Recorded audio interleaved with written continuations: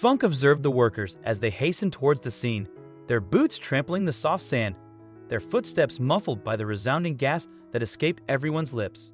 It resembled a scene from a science fiction tale, leaving Funk questioning the reliability of his own eyes. Could this spectacle truly be happening before him?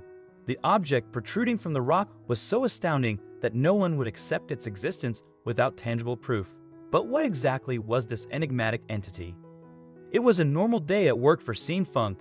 He was an experienced miner with 12 years under his belt. He worked as a heavy machine operator, so he had seen plenty of lost treasure in all his years. More often than not, garbage was the thing that they found, but sometimes there would be something of value. Funk didn't think anything could surprise him these days, but what he didn't know was he was about to be proved wrong. Funk was ready for another day of excavating a millennium mine in Alberta, Canada. Funk was happy with his life. He had a job he truly loved. Nothing was better than working with your hands in nature. He really loved finding natural anomalies. Some called it an obsession. He really wanted to find one, but over the years he became more skeptical. But he had no idea today he was going to find what he wanted. Funk sat in the seat of his excavator like he did every day. The huge crane would shovel giant rocks from the ground into a pile. It was usual for him. Today was just another boring day, or so he thought. He was scooping a crevice into the earth, so all you could see was mud and oil. As he scooped more of the ground's layers, he imagined that each layer was older than the last. Imagining what could have walked on this soil, he remembered seeing something on the news about a miner finding an egg in the ground. He looked down at the hole he was digging and just saw sand. He smirked, knew there was nothing.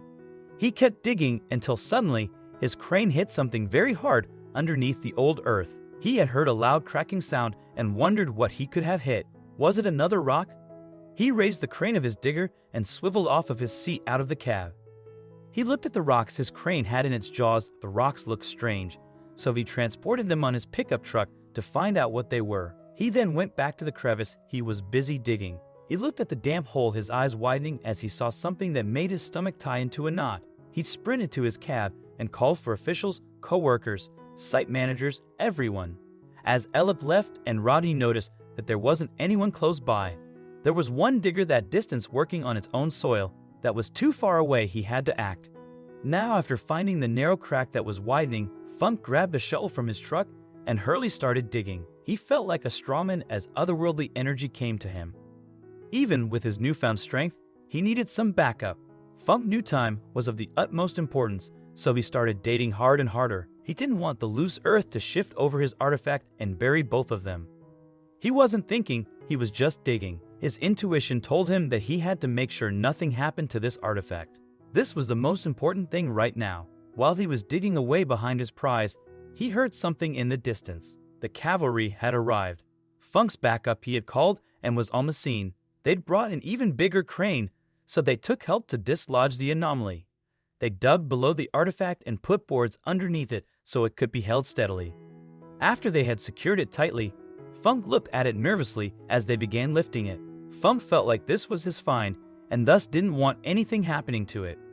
Once the artifact had been lifting high in the air above the watery tumor had stayed in, Funk felt his diaphragm relax, but he didn't know that he wasn't out of the water just yet. As the crane slowly lowered the artifact down to touch solid ground, everyone heard a sickening crack that made them all wince. The artifact broke in two, showing Funk what he believed to have seen the first time he stumbled upon it. A team from the Royal Museum of Paleontology rushed to the scene. Funk watched as their eyes popped in shock and amazement as they realized what they were called for. Funk explained everything, and they spent hours carefully digging through the shattered bits of rock, piecing together something you could only see to believe. What was it? Incredibly, Funk discovered a real-life fossilized dinosaur that had been petrified from its snap to its hip.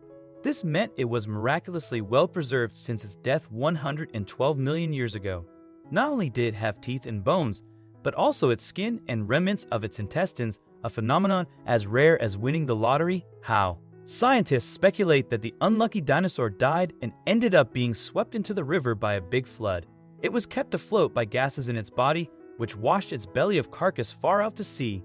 After a week or so, the carcass burst and it sank back first into the ocean floor. Minerals seeped into the skin and armor and supported its back, which immortalized its form as tons of rock piled on top of it.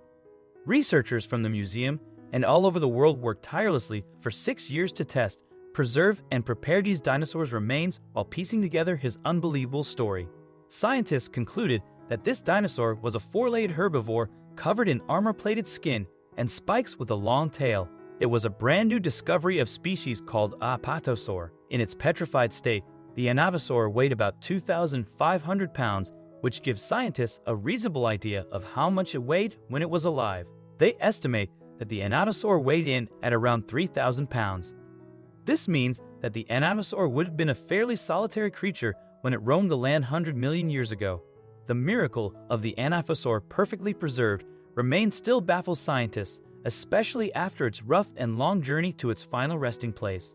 Exactly how this preservation occurred was still a mystery to experts. All they were able to determine was that it had to have happened quickly because the Ankylosaur or had lain undisturbed for millions of years after it had been covered by oil. Due to the Ankylosaur's pristine condition, scientists were able to use modern X-ray scans to see what was inside the dinosaur's tough exoskeleton. They were able to see its bone structure and even inside the inner chambers of the beast's stomach. That's just how well preserved his spine was. Nobody could believe it, least of all the man who found it. The Ankylosaur is now on display at the Royal Tyro Museum, and scientists are still studying its remains as they continue to learn more about the prehistoric era of dinosaurs. As for young Sean Funk, he proudly proclaimed his involvement in one of the most remarkable dinosaur discoveries in the world. At his workplace, scientists were still actively exploring this finding, recognizing its immense significance. Even in early 2019, they continued to study the Apatosaur and its scans, uncovering unprecedented insights into the world of dinosaurs. This discovery had opened up new frontiers of knowledge, as nothing comparable had ever been unearthed before.